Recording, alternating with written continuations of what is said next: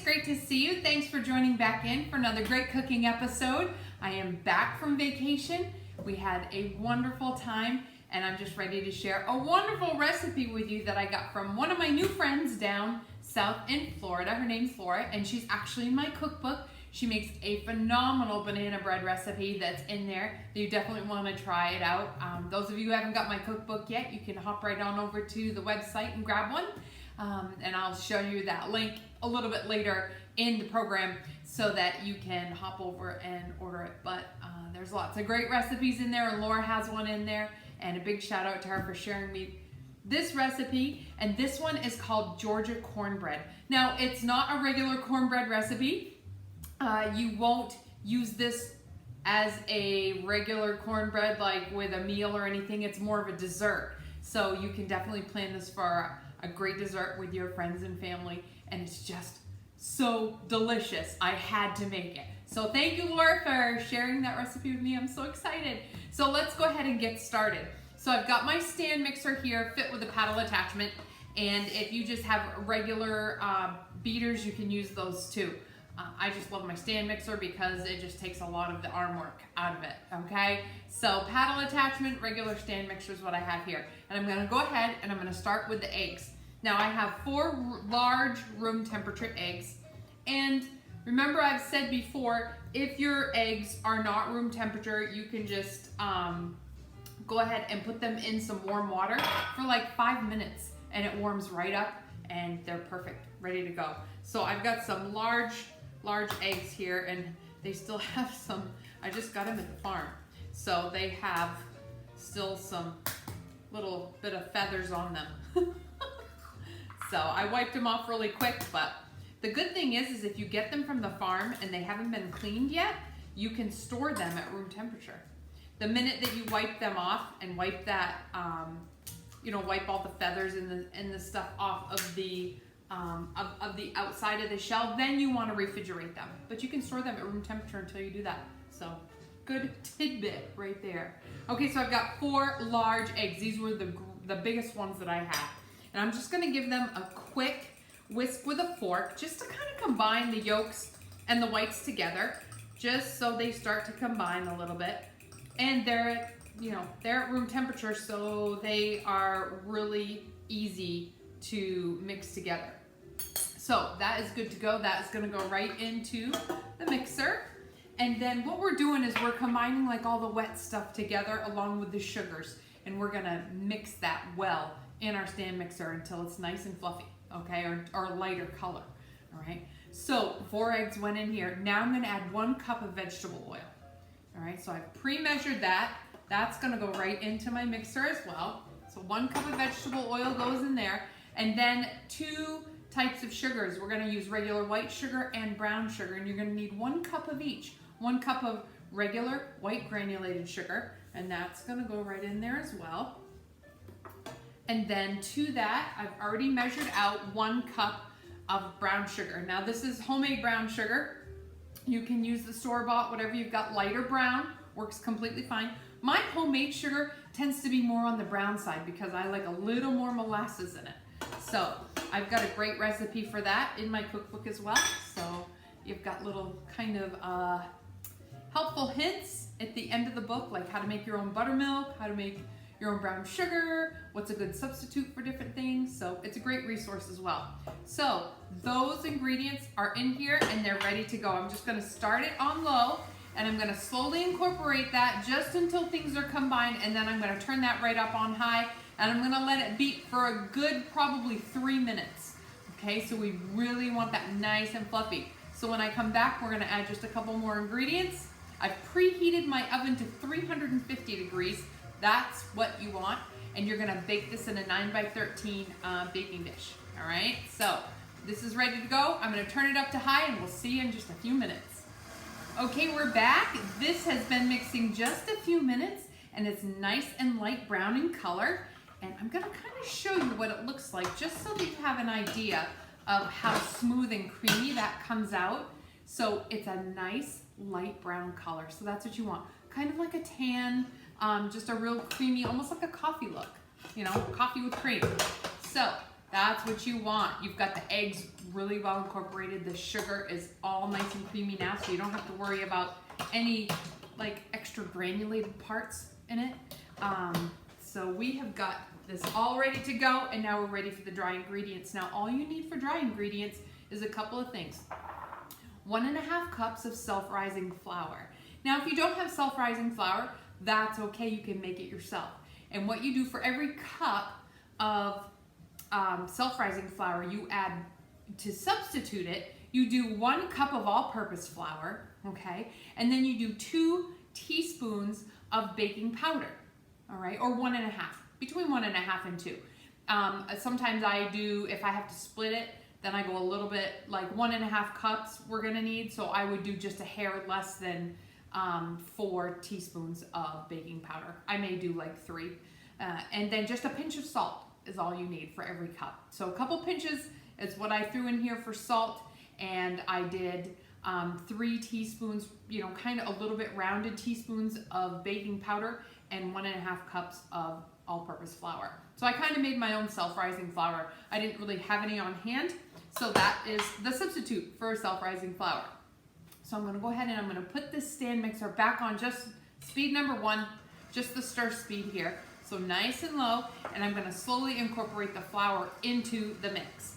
So 1.5 cups. And if you have self-rising flour, then go ahead and just use that. I just didn't have any on hand, so I just made my own with a little bit of baking powder and a little bit of salt.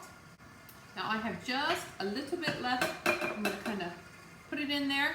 I'm gonna just let that stir. Now what I've gone ahead and done is I've cut finely chopped. You can do it in a food processor. Oh my word, Laura and her mother Donna bought me a birthday present while I was down there. They bought me this hand crank, like little tiny food processor that's great for like onions and nuts and all those little things. Like if you only need a cup of something, you throw it in there and it's real quick. It's like a pull thing. It works so good. Thank you so much. I had so much fun meeting them, and I had not met Laura before. She submitted a recipe in my cookbook, and I had not met her. She's a friend of a friend. My friend Ginger, she's a friend of hers. So anyway, long story short, I got to meet them all, and they were just so awesome to be able to visit with and stuff like that. So I went ahead and I did 2 cups of finely chopped pecans, okay? And those are or pecans, tomatoes, right? So those are gonna sit off to the side right now. I'm gonna add some vanilla. Now I have some homemade vanilla here, and I am gonna add just a teaspoon to it, all right? That's why it's in this great big jar. So 1 teaspoon of vanilla is going into my mix, and then that is all incorporated. I don't need to scrape down the sides or anything like that. Because I added the flour really slow and just kind of a spoonful at a time, it worked perfectly. So now I'm just gonna sprinkle in the 2 cups of finely chopped pecans, or pecans. I say pecans, but I guess some people say pecans. So just slowly, just so that they can kind of all mix in. Now you can hand stir this too if you want to. If you feel like you have a little bit more control and by hand stirring it, go for it. You can definitely do that too. All right, we have got it all in and ready to go. Now while that's just mixing on low, really low, we're going to go ahead and grab our 9 by 13 baking dish. I have some parchment paper that I'm gonna put on the bottom. You don't need to do that, but this is kind of more of a sticky type of mixture. So I like to line mine with parchment paper just so that I know it's not gonna stick all to the bottom when I go to take it out. So I'm gonna go ahead, I'm gonna spray my baking dish on the sides and along the bottom as well with that non-stick cooking spray. I'm gonna lay this parchment paper in the bottom, and then I'm just gonna lightly spray the top of it as well. So spraying the bottom just kind of helps it stick to the bottom, so it doesn't like go floating everywhere when you pour your mixture in. So that is good to go there. We're gonna go ahead and turn that off. That looks so good. It smells great too. It smells wonderful. All right, now if you wanted a little bit more of a nuttier flavor, you could toast those pecans as well in like a frying pan, just until they toast up a little bit, and that would add a great flavor. Laura mentioned she's going to try to add butterscotch chips to her next recipe when she makes this again. So I'm curious as to how that would come out. I bet that would come out really good too. The butterscotch and the pecans together, that would be really good. You could probably add chocolate chips or white chocolate chips or anything else you wanted to as well, or maybe even some different kinds of nuts if you wanted to go with some almonds and just kind of do like a mixed nut. You could definitely do that too. So it's so delicious. We had so much fun down there, and they brought this over and I was like, oh yeah, we're gonna make this on the cooking show. So I'm gonna go ahead and pour this in, and you can see it's a nice light brown in color. The consistency is really, it's thick, but it has a nice smooth consistency because we beat that sugar for so long in those eggs. So that's what you definitely want to do. All right, so you want to scrape that all out.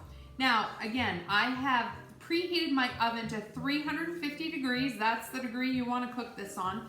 And you're going to let this bake for 35 to 45 minutes, just until the top is kind of crusted over. So I'm going to go ahead, I'm going to pop this in the oven, and then we'll be back so you can see the end result. So don't go away.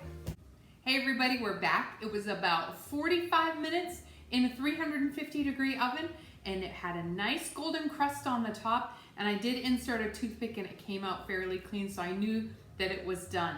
So I took it out of the oven and I just let it sit here for about a good 20 minutes.